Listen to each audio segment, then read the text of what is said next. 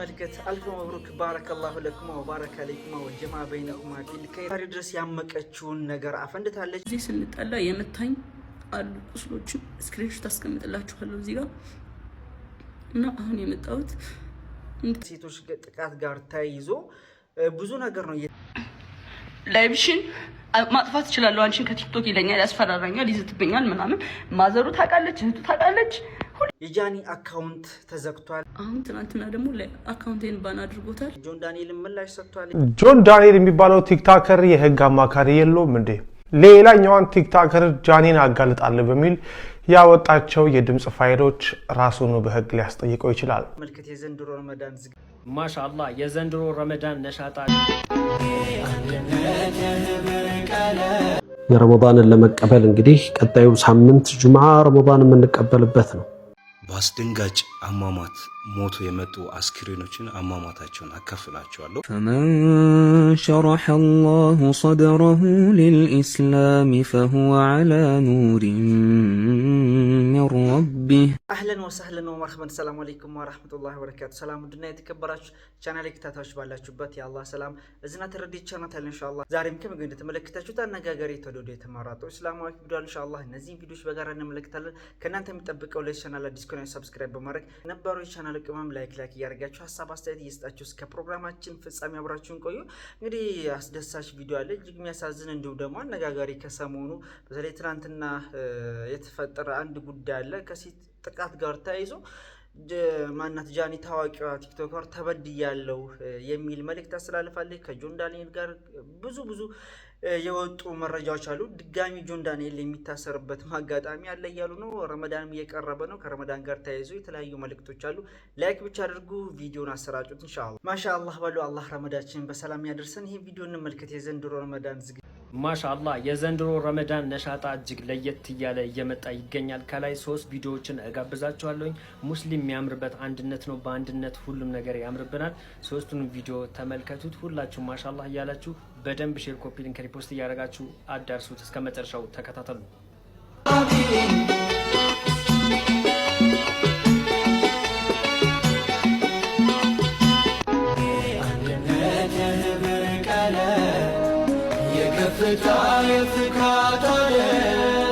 አዲስ ንጋት የሩ መስከረም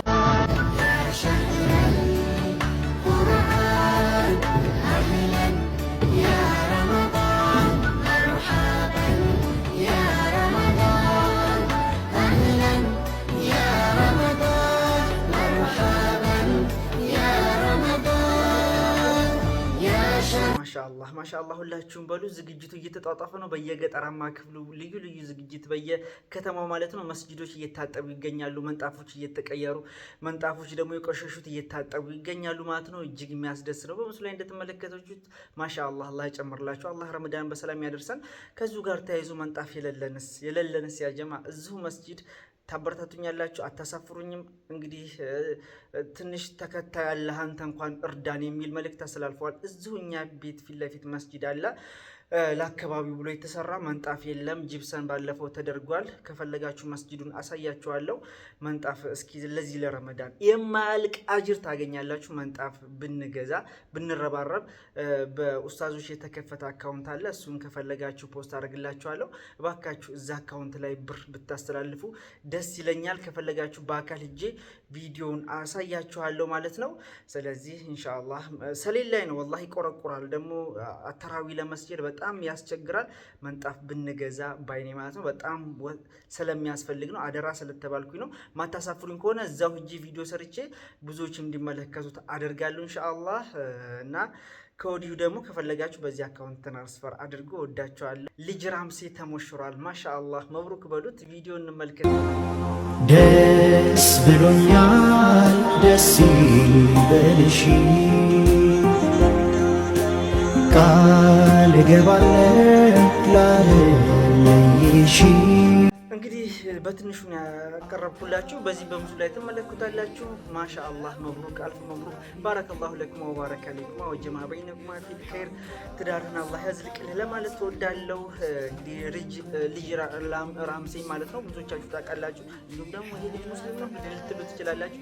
ካሜራማን ነው፣ ብዙዎቻችሁ ታውቃላችሁ ማለት ነው። ቲክቶክ ላይ በጣም ታዋቂ ነው። ወደ 600,000 በላይ ፎሎወር አለው። በስተመጨረሻ ሐላልን መርጦ ትዳርን አላህ ወፍቆታል ማለት ነው።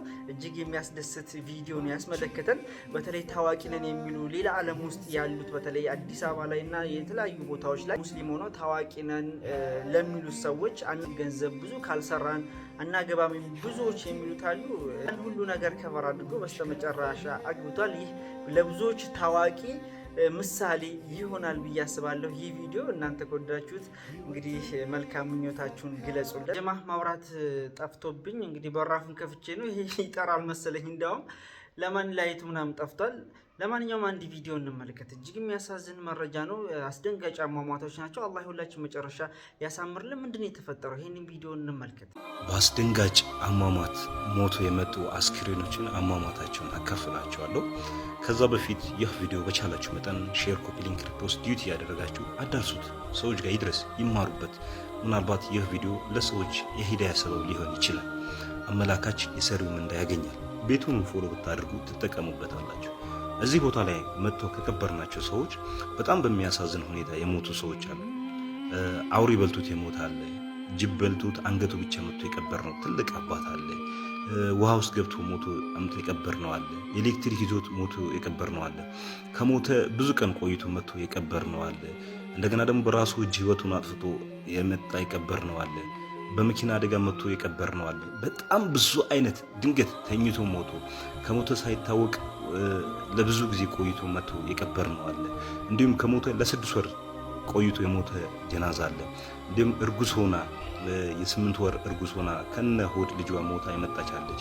እነዚህ ነገሮቹ ያስደነግጣሉ። ሐቂቀተን እኔ በየትኛው አሟሟት ነው የምሞተው?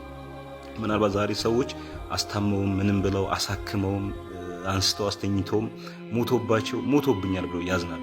ግን ዛሬ አንተ ዱንያ ላይ በአላህ ነገር ትኮፈሳለህ፣ ሰውነት ስላለህ ወይ አቅም ስላለህ ገንዘብ ስላለህ። ነገር ግን አንተ በየትኛው አሟሟት ሞተህ እንደምትመጣ አታውቅም። ምናልባት የመጨረሻ ሀቲማህን ተበላሽቶ በሌላ መንገድ ሞተህ በሌላ መንገድ ልትቀበር ትችላለህ። ወንድም የሀቲማ ጉዳይ በጣም ያሳስባል፣ ያስጨንቃል። ረሱላህ ሰለላሁ ዐለይሂ ወሰለም ዱዓ ሲያደርጉለት ሰሃቦቹ በህይወት ያሉ ጀነትን ተመስክሮላቸው ጀነት እንደሚገቡ ተረጋግጦላቸው እንኳን የነበሩ ሰዎችን የተጨነቁለት ነው። ይሄ ቀብር ማለት በጣም ያስፈራል። ሐቂቀትን በጣም ያስጨንቃል። ዛሬ ሰው በብሔሩ በዘሩ በቀለሙ ባለው ሀብት ነው ደረጃ ቦታ እየሰጠ ነው ያለነው። ሁሉም ነገር ትተን ወደ አላህ እንሸሽ፣ ወደ አላህ እንመለስ፣ ተውበት እናድርግ። ቪዲዮን ተመልክተናል። እጅግ የሚያሳዝን ነው። አላህ ይጠብቀን። አላህ ሁላችንም መጨረሻ ካቲማችን ያሳምርልን። የኛስ አሟሟት ምን አይነት ነው የሚለውን እንግዲህ ወደ ራሳችን እንውሰድ። በብዙ ምክንያቶች የሞቱ አሉ። እንግዲህ እንስሳ በልቶት ሰውን የሞት አለ በረሃብ እንዲሁም ደግሞ የ8 ወር እርጉዝ ሆና ብዙ ኤሌክትሪክ ብዙ አደጋዎች እየተፈጠሩ የሰው ልጅ በየጊዜው ይሞታሉ። ነገር ግን ከዛ ውስጥ አካፍሎናል ወንድሜ ማለት ነው። እኛስ ከዚህ ቪዲዮ ምን መማር አለብን የሚለውን ወደ ራሳችን እንወሰድና ባለን አቅም እንግዲህ ሁላችንም ለመጨረሻው አኬራ ቤታችን ስንቅ ልንይዝ ይገባል በዱንያ ላይ ለማለት እወዳለሁ። ምክንያቱም ገንዘብ ኖረን ገንዘብ አልኖረን ወደ ሟች ነን። አላህ ቀብራችንን ሰፊ ያድርግልን። የጀማ የሰሞኑ መነጋገሪያ የሆኑ ቪዲዮዎች መካከል አንዱ በተለይ ትናንትና ላይ በጣም ቲክቶክ ለቅለቅ ሲል ነበረ። ቲክቶክ እነሱ ናቸው ማለት ይቻላል እንግዲህ ታዋቂዎች። እኔ እንጃ ብዙ ነገር ነው የምንሰማው። በተለይ ከሴቶች ጥቃት ጋር ተያይዞ ብዙ ነገር ነው እየተመለከትን ያለ ነው። ያ ነገር ማታ በጣም ተሰምቶ የነበረ እሱም ደግሞ ምላሽ ሰጥቶ ብዙ ነገር ነው እየሰማን ያለ ነው። የማን እውነት እንደሆነ አይታወቅም። ነገር ግን በማስረጃ ሁሉም አስደግፈዋል። እውነታው ይጠራል ብዬ አስባለሁ። ነገር ግን የሴቶችን ጥቃት ሁላችንም በጋራ እንከላከል ለማለት እወዳለሁ። ይሄ ነገር በተለይ እውነት ሆኖ ከሆነ ማለት ነው። ምንድን ነው የተፈጠረው ባጭሩ ማለት ነው። እንግዲህ ቪዲዮ እንመለከታለን። ሰላም ጋይስ እንዴት ናችሁ? ዛሬ የመጣሁት የተሰማኝን ነገር ለአመታቶች የደበቅኩትን ሚስጥር ለነገራችሁ ነው የመጣሁት። አይኑ ሪሌሽንሺፓችን ድብቅ ነበር፣ ኦፊሻል አላደረግነው። እሱም የኔ ጥፋት ሊሆን ይችላል አይሆንም ይችላል አላውቅም። ሜቢ አሁን ማወራላችሁ ወሬ ብዙ ወሬ ስላለ ነው። እና ከጆን ዳንኤል ጋር ሪሌሽንሺፕ ውስጥ ነበርኩኝ። ግን ሪሌሽንሺፕ ውስጥ ሆነን ጸባችን ነበር የሚበዛው። በጣም ነበር የሚያሰቃይኝ፣ በጣም ነበር የሚመታኝ፣ በጣም ነበር የሚያስፈራራኝ። ከሌጋ ከተለያየሽ አጠፋሻለሁ፣ ከቲክቶክ ትጠፊያለሽ፣ ላይቭሽን አዘጋዋለሁ፣ መስራት አትችይም እያለኝ ለአመታት እያስፈራራኝ ኑረናል። እና አሁን ትናንትና ደግሞ ላይ አካውንቴን ባን አድርጎታል። ብዙ ጊዜ ስንጣላ የመታኝ አሉ ቁስሎችን ስክሪንሾት አስቀምጥላችኋለሁ እዚህ ጋር። እና አሁን የመጣሁት እንድታስጠነቅቁልኝ ነው። እኔ ምንም አልፈልግም፣ ድራማ አልፈልግም። እኔ ማስተዳድረው ቤተሰብ አለኝ። እኔን የሚጠብቁ ከኔ የሚጠብቁ ቤተሰቦች አሉ። ለነሱ ነው የምኖረው እና እንዲያልፍልኝ ለእናንተ መናገር ፈልጋለሁ እና አመሰግናለሁ። አካውንቴ ባን ሆኗል። ከዚህ በፊት ዋርኒንግም ኑሮ ታያቅም ታውቃላችሁ። አሁን ትናንትና ማታ 9 ሰዓት ላይ ነው የተዘጋው። ምንም አድርጌ አይደለም እና ከአመታት በፊት ላይቬን ሁሌ ነበር የሚያዘጋብኝ። ይሄ ማስረጃ አለ። ቲክቶክ ላይ ብዙ የሚያውቁኝ ሰዎች አሉ፣ እነሱም ያውቃሉ። ሁሌ ላይቬን ያዘጋው ነበር። ሁሌ ነበር የምማጸነው፣ ለምንድን ነው ላይቬን የምታዘጋው እያልኩት እና ስንጠላ በሱ ነበር የሚያስፈራራኝ። ላይቬን እያዘጋ ነበር የሚያስፈራራኝ። ምንም አታመጭም እያለኝ ይሄንን እናቱም ታውቃለች፣ እህቱም ታውቃለች፣ ሁሉም ቤተሰቦቹም ያውቃሉ እኔን አቢዩዝ እንደሚያደርገኝ እና አሁን የመጣሁት በቃ እንዲጠነቀቅልኝ፣ እንዲያርፍልኝ፣ እንድታሳርፉልኝ ነው። አመሰግናለሁ። ያጀማ ሁላችሁም መረጃውን ሰምታችኋል። ቲክቶክ ላይ ምትሰራጭ ነበር። እሷም ባንደበቷ እንግዲህ እያለቀሰች ይረፍልኝ የሚል መልእክት ለኢትዮጵያ ሕዝብ አስተላልፋለች። ከዚህም በፊት በጣም እንደሚያሰቃያት አካውንቷን በተደጋጋሚ እንደሚያዘጋባት የእሱ ቤተሰብ ጭምር እንደሚያውቅ እንግዲህ ተናግራ በጣም በደል እንደሚፈጽምባት እንደሚደበድባት ጭምር ተናግራለች። እንግዲህ በተለይ በጣም ታዋቂ ሰዎች እኔ በእሷ ብቻ አይደለም መረጃውን አላውቅም አሁን ይፋ የወጣ ወይም ደግሞ እውነታውን ተረጋግጦ አይደለም የሚማረው። ነገር ግን በጣም ታዋቂ የሆኑ ሰዎች ሚስቶቻቸውን በተደጋጋሚ እንደሚበድሉ አይነት ያቺ ሴት በተለይ ሀብታሞች ማለት ነው፣ ሀብታሞች ናቸው አብዛኛ። ያቺ ሴት የትም መሄድ እንደማትችል በገንዘብ እንደሚያስፈራራት አይነት ነገር በቃ የትም ሂዳ መኖር እንደማትችል እሱ እንደፈለገ እየተጫወተባት አይነት ነገር ብዙ ጊዜ እንሰማለን። እንደዚህ አይነት በደሎች እየተፈጸሙ ሴቶቻችን እየተጠቁ ያለበት ሁኔታ ነው። ይህ ነገር ሊቆም ይገባል ብዬ አምናለሁ። እውነታው ብቻ በቅርብ ይወጣል ብዬ አስባለሁ። እንተማን ነው ጆን ዳንኤልን ምላሽ ሰጥቷል። እንግዲህ በጣም እንደምትማግጥ አይነት ነገር ድምፅን ፋይል ጭምር አውጥቷል። ጆን ዳንኤል የሚባለው ቲክታከር የህግ አማካሪ የለውም እንዴ? ሌላኛዋን ቲክታከር ጃኒን አጋልጣለሁ በሚል ያወጣቸው የድምፅ ፋይሎች ራሱን በህግ ሊያስጠይቀው ይችላል። ዝርዝሩን በአጭሩ ላቀርብላችሁ። በቲክቶክ መድረክ ታዋቂ የሆኑት ስመኝ ገብሩ ወይም ጃኒና ጆን ዳንኤል እርስ በርስ ያቀረባቸው የቪዲዮ ምስክርነቶች በማህበራዊ ሚዲያ ከሚሰጠው ስሜታዊ ምላሽ ባለፈ የሀገሪቱን የወንጀል ህግና የኮምፒውተር ወንጀል አዋጅን የሚፈትኑ ጉዳዮችን ይዘው መጥተዋል ይላሉ የዛሀበሻ የህግ አማካሪ። ጉዳዩ በዋነኝነት በሶስት መሰረታዊ የህግ ነጥቦች ላይ ያጠነጥናል።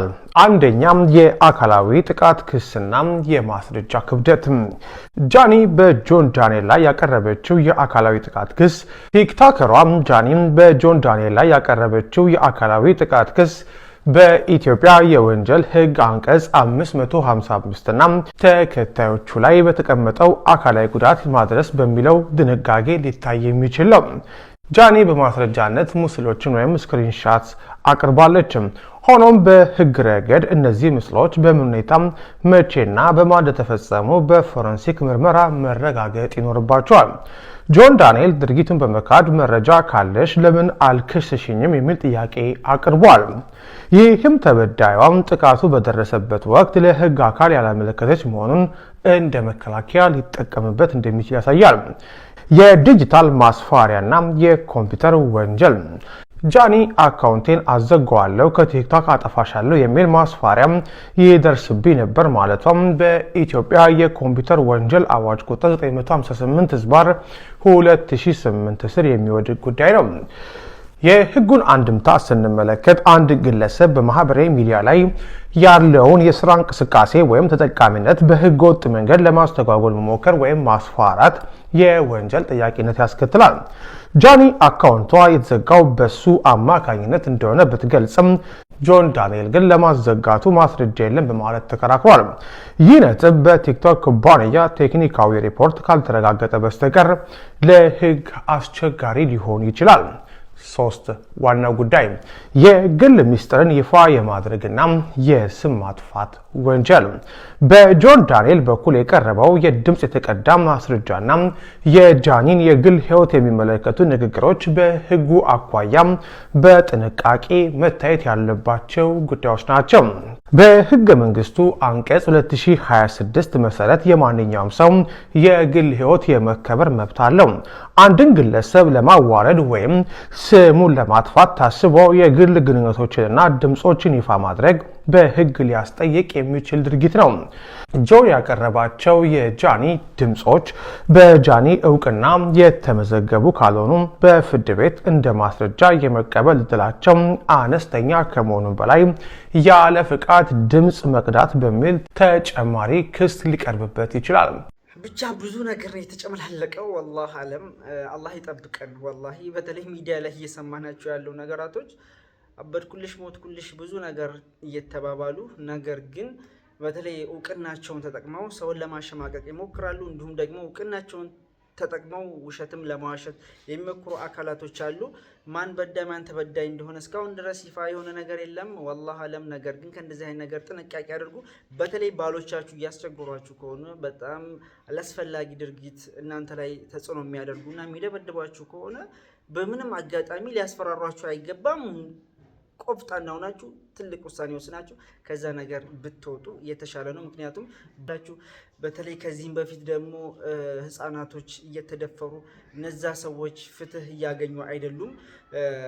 ዝም ብለው ታስረው 20 ዓመት 10 ዓመት ታስረው የሚወጡበት አጋጣሚ ያለ ሰውን እስከ መድፈር እስከ መግደል ድረስ ደረጃ እየተደረሰ ስለዚህ ያ ነገር ስለሆነ የምትጨቆኑ ከሆነ ማንም ያስገዳችሁ የለም። ቢያስፈራራችሁም ያን ነገር ትታችሁ ቆፍጣን ብላችሁ ብትወጡ ከዛ ህይወት የተሻለ ነው ብዬ አስባለሁ። አላህ በሰማነው የምንጠቀም ያድርገን። ረመዳን አላህ በሰላም ያደርሰን ኢንሻአላህ። የዛሬ ቪዲዮአችን ይህን ይመስል ነበር። አብራችሁ ስለቆያችሁ ከልብ አመሰግናለሁ። ሰላም አለይኩም ወራህመቱላሂ ወበረካቱ። መልካም